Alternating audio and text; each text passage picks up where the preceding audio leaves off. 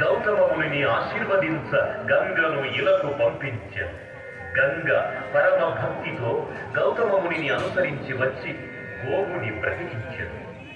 గోవుని బ్రతికించుటకై ఇలగేటించిన గంగ గౌతమ ముని వలన వచ్చినది కనుక గౌతమిగాను, గోదావరి నుంచి ప్రవహించినది కనుక గోదావరిగాను ప్రసిద్ధి చెందెను అని తనకు తెలిసిన వృత్తాంతమును శిష్యునికి వివరించెను. పవిత్రమైన కార్యాచరణకు వచ్చినది కనుకనే గోదావరి తల్లి పవిత్రమైనది.